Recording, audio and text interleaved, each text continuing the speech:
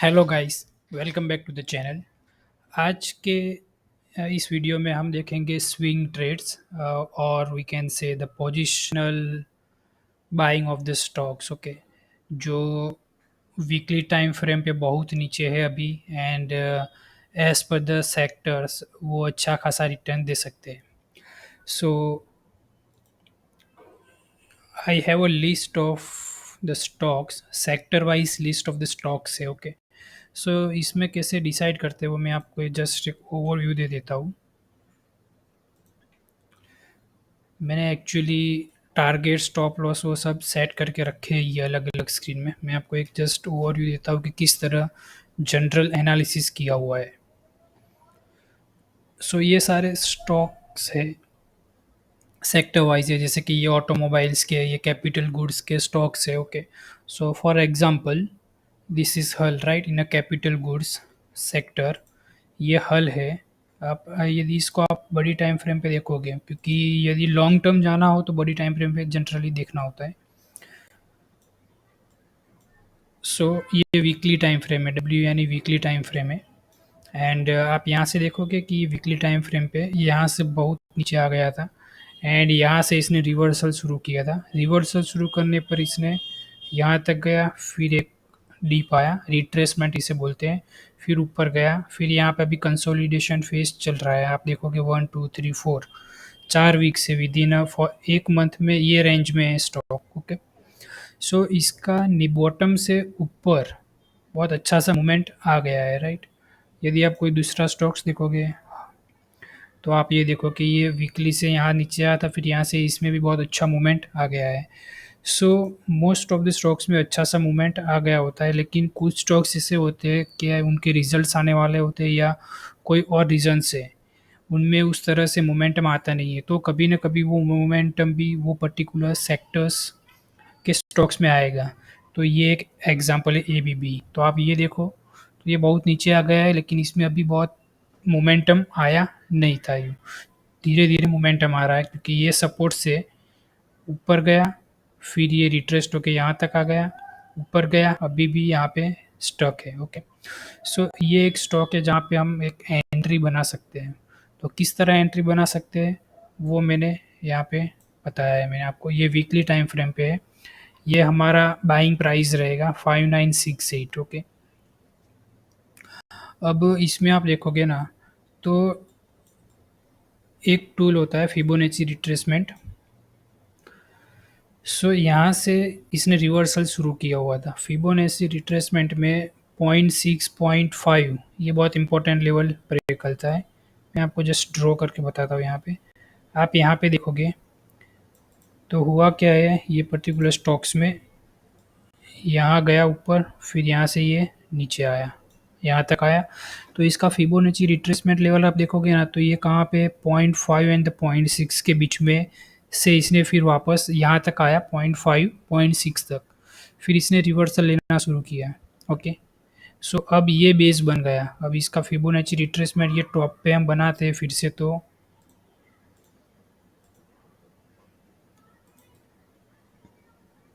ये होगा और इसका बॉटम बन जाएगा ये।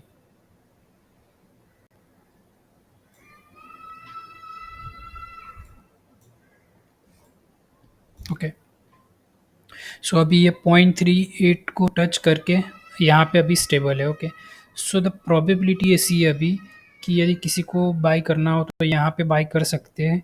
The other option is they can wait till 0.5 यानी 5705 तक। ये लॉन्ग टर्म इन्वेस्टमेंट के लिए है, स्विंग ट्रेड समझ लो।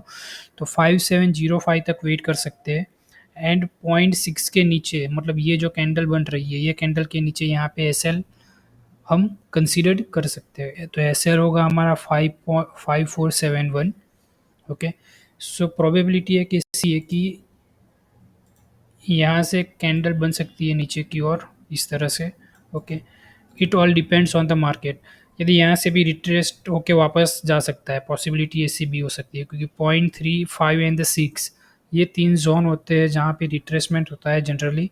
एंड ये केस में 0.5 0.6 के बीच हुआ है, तो 0.5 0.6 ले सकते हैं रिट्रेसमेंट का जोन, या 3 यहाँ पे इन्वेस्ट करना हो तो आप 50% आपका जो भी इन्वेस्टमेंट हो यहाँ पे इन्वेस्ट कर दो।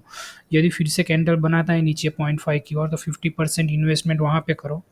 फिर एसएल होगा, एसएल यहाँ पे रखना है 5.71। Okay, and based on this target हमारा होगा, फर्स्ट टारगेट 6579, फिर ये सेकंड टारगेट, थर्ड टारगेट ये होगा। ओके, ये 3 टारगेट है। अब जनरली टारगेट डिसाइड होते हैं ना based on the previous zone, जहाँ से एक अच्छा सा सेलिंग आया हो या बाइंग आया हो, उस तरह से टारगेट डिसाइड होते हैं। तो आप ये देखो कि ये मैंने रखा है यहाँ पे क्योंकि ये एक बाइंग कैंडल बनी थी अच्छी सी। ओके, अराउंड 200-300 पॉइंट्स की, फिर वहाँ से सेलिंग आया था, तो ये एक रेजिस्टेंस जोन ट्रीट करेगा। जब ये रेजिस्टेंस जोन वीक होगा तो फिर ये उसके ऊपर जाएगा, एंड उसके बाद जैसे कि ये अभी है यहाँ पे बना कैंडल, यहाँ पे ओके ओके, ये यहाँ पे एज ए रेजिस्टेंस ट्रीट करेगा, फिर मे बी नीचे आ सकता है, फिर इसको ब्रेक करके ऊपर जा सकता है, 1 2 3 टाइम हो सकता है जनरली। ओके, तो ये रेजिस्टेंस है, तो वो एक टारगेट हो सकता है, इजी टारगेट। एंड उसके बाद ये ब्रेक करने के बाद ये यहाँ पे कंसोलिड होके ये ऊपर की ओर जा सकता है, तो दूसरा रेजिस्टेंस यहाँ पे है, इसलिए ये सेकंड टारगेट है। फिर सिमिलरली यहाँ पे आप देखोगे तो थर्ड रेजिस्टेंस कहाँ पे है, यहाँ पे है, तो ये थर्ड रेजिस्टेंस है यहाँ पे, और ये ब्रेकआउट करता है तो उसके ऊपर टारगेट, अच्छा खासा टारगेट हो सकता है, क्योंकि यहाँ तक पहुँचने की प्रोबेबिलिटी बहुत ज़्यादा है। बिकॉज आप देखोगे 1 2 और ये तीसरा पॉइंट बनाने की, और ये चल रहा है ये स्टॉक। ओके, सो ये है एबीबी, एक स्टॉक स्विंग ट्रेड के लिए। आप डेली टाइम फ्रेम पे चले जाओ तो डेली टाइम फ्रेम पे भी आप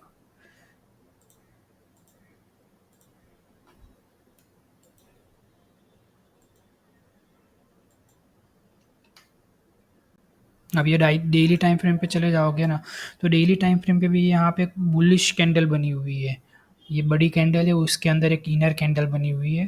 तो यदि ये इसके ऊपर क्लोजिंग देता है ग्रीन कैंडल मंडे को या ट्यूसडे को, 2 3 दिन में ये इसको ब्रेकआउट के यहाँ तक जाता है, तो आप अपना स्टॉप लॉस रिवाइज कर सकते हो।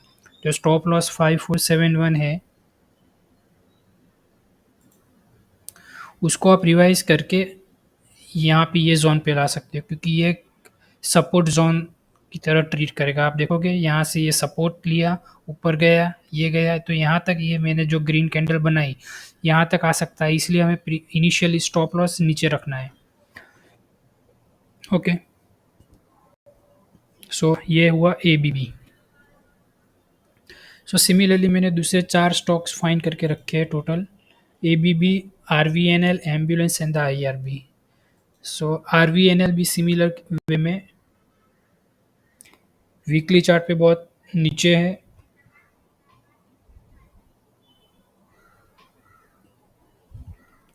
एंड कंस्ट्रक्शन स्टॉक्स में देखोगे आप, ये कंस्ट्रक्शन सेक्टर में आता है आरवीएनएल। तो देखो एल एल टी ने भी अच्छा मूवमेंट दे दिया है। ये आप देखो दूसरा एनबीसीसी, उसने भी अच्छा खासा मूवमेंट दे दिया है, देखो ये यहाँ से रिट्रेस्ट होकर वापस भी आ रहा है, अब ये ऊपर जा सकता है, प्रोबेबिलिटी है कि ये भी है। ओके, लेकिन आरवीएनएल में अभी तक उतना अच्छा मूवमेंट आया नहीं है, 390 है। ओके, तो उसके लिए भी मैंने पैटर्न्स सब बना के रखे हैं, तो वीकली टाइम फ्रेम के बेस पे ही बना है, लेकिन मैं आपको 1 डे टाइम फ्रेम पे समझाता हूँ। ये आप देखोगे ना, ये एक रेजिस्टेंस था, ये ब्रेकआउट दिया, अब ये एज ए सपोर्ट ट्रीट कर रहा है, तो यहाँ पे सपोर्ट पे है। ओके, सो अब यहाँ से प्रोबेबिलिटी है ग्रीन कैंडल्स बनने की, एंड द फर्स्ट टारगेट ये रहेगा, एस एल ये केस में ये रहेगा।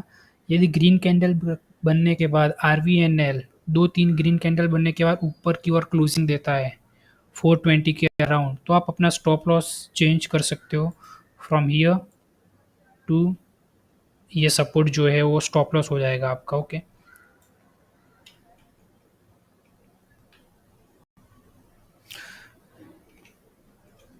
सो ये स्टॉप लॉस मतलब रिवाइज कर सकते हो आप। तो ये फर्स्ट टारगेट ये केस में ये है। Okay, target 2 and target 3। सो ये केस में आप देखोगे तो रिस्क रिवॉर्ड बहुत अच्छा है। आप जो ए बी बी में मैंने बताया उसमें भी रिस्क रिवॉर्ड अच्छा है, एंड ये जो आरवीएनएल में बता रहा हूँ उसमें भी रिस्क रिवॉर्ड अच्छा है। रिस्क रिवॉर्ड आप देख सकते हो यहाँ पे लिखा हुआ है risk reward ratio is 5.77। So the risk reward ऐसा होता है कि 1 रुपया इन्वेस्ट करने पर आपको 5.77 रुपीज़ मिल सकते हैं या 1 रुपया आपका नुकसान हो सकता है। So this is the best opportunity. 1 जेम 1.5 से भी अच्छा ग्रेटर देन रिस्क रिवॉर्ड होता है 1.5 से, तो बहुत बढ़िया रिस्क रिवॉर्ड माना जाता है और उसमें इन्वेस्ट जनरली करना चाहिए वो केस में भी। तो ये केस में भी रिस्क रिवॉर्ड आपका बहुत अच्छा होने वाला है। ओके, फिर सिमिलरली दूसरा एक है अंबुजा सीमेंट। सो अंबुजा सीमेंट में भी मैंने यहाँ पे नोट करके रखे हैं। सो ये भी वीकली टाइम फ्रेम से एनालिसिस किया हुआ है। वीकली टाइम फ्रेम पे आप देखोगे कि ये 200 ईएमए जो है वो as a stop loss treat कर सकते हैं, यहाँ नीचे आएगा तो यूँ, क्योंकि ये इसका ट्रेंड ऊपर ही चल रहा है। अभी आप देखोगे ना इसका ट्रेंड ऊपर है एंड यहाँ से ये रिवर्सल हो सकता है, यहाँ सपोर्ट तक, ये जो चीज़ है यहाँ सपोर्ट तक आ सकता है या ये सपोर्ट एज अ ट्रीट हो सकता है। मतलब ये एक जोन होता है, जनरली कोई फिक्स पॉइंट होता नहीं है। इस तरह से सपोर्ट्स होते हैं, इस तरह से रेजिस्टेंस होते हैं, परफेक्ट पॉइंट से रिवर्सल लेता है ऐसा नहीं होता। Okay, based on the stock price, जैसे कि ये बड़ा स्टॉक है तो इसमें 4-5 पॉइंट का मूवमेंट होता है। फॉर एग्जाम 4-5 पॉइंट का मूवमेंट हो सकता है। फॉर एग्जांपल कि ये सपोर्ट अभी हमें दिखा रहा है कि 520, सॉरी ये अभी दिखा रहा है 513। ओके, सो जब ये सपोर्ट पे आए तो 512 भी हो सकता है, 510 भी हो सकता है, फिर वो रिवर्सल लेके क्लोजिंग इसके ऊपर दे, उस तरह हो सकता है, तो आपका एसएल हिट हो जाएगा। सो क्लोजिंग बेसिस पे एसएल होना चाहिए, कैंडल कहाँ पे क्लोज हो रही है उसके बेसिस पे। फॉर एग्जांपल ये केस में किसी ने ऐसा बोला होता कि ये है 463, ओके, 463 एसएल लगा के आप ले लो, तो ये केस में एसएल हिट हो जाता, बिकॉज 463 के नीचे 456 जाके आया। ओके, लेकिन ये क्लोजिंग बेसिस पे होती तो ये हिट नहीं होता। उसका रीज़न है कि इसका क्लोजिंग कहाँ पे आया, 499 पे क्लोजिंग था इसका। ओके, सो क्लोजिंग बेसिस पे एसएल होना चाहिए। ओके, सो ये मैंने बना के रखा है, ये एसएल 480 है, 1 2 and 3 target up to 700 rupees. Okay, so इसका रिस्क रिवॉर्ड आप देखोगे तो यदि ये टारगेट को छोड़ो, यहाँ तक का ही टारगेट आप कंसीडर करो,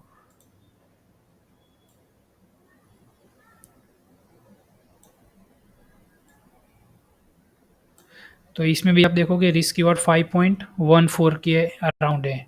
ओके, सो इसमें भी रिस्क रिवॉर्ड बहुत अच्छा है अंबुजा सीमेंट में। ओके, इस केस में भी आप जब ट्रेड लेते हो तो ये आप देखोगे ना, एक इनडिसिसिव कैंडल बनी हुई है विद ग्रीन कैंडल है, तो प्रोबेबिलिटी ये यहाँ से ऊपर की ओर ग्रीन कैंडल बन सकती है। ओके, सो ये केस में भी आप यदि यहाँ पे ग्रीन कैंडल 200 ईएमए के ऊपर क्लोज होती है, 2-3 कैंडल मतलब विद इन 2-3 डेज 200 ईएमए के ऊपर ये क्लोज होता है, तो आपका एसएल चेंज करके यहाँ पे ला सकते हो आप। सो दिस वे आप अपना एसएल रिवाइज कर सकते हो। Okay, so this is also one of the good trade. अब दूसरा है कि आईआरबी, ये बहुत बढ़िया ट्रेड मुझे लग रहा है, क्योंकि ये आप देखोगे कि वीकली टाइम फ्रेम पे बहुत नीचे है अभी। इनिशियली हुआ है मूवमेंट, आप मोमेंटम शुरू ही हुआ है, आप देखोगे यहाँ से रिवर्सल हुआ, ये गया, रिट्रेस्ड हुआ, ऊपर गया, यहाँ पे आया, अब यहाँ से ये ऊपर की ओर जा सकता है। सो ये केस में भी आप देखोगे रिस्क रिवॉर्ड तो बहुत अच्छा है दोनों स्टॉक से। In short 1.5 risk reward ratio हो तो वो बहुत बेटर ऑप्शन होता है, लेकिन ये चार स्टॉक्स में 5+ रिस्क रिवॉर्ड है। सो इसमें इन्वेस्ट करना चाहिए। ओके, यदि आपके पास फंड है तो आप डिवाइड करके इन्वेस्ट करो इसमें। अब ये चीज़ है, इसका भी मैंने टारगेट एंड एसएल ये सब बता दिया है। सो तो ये चार्ट रहेगा। ओके,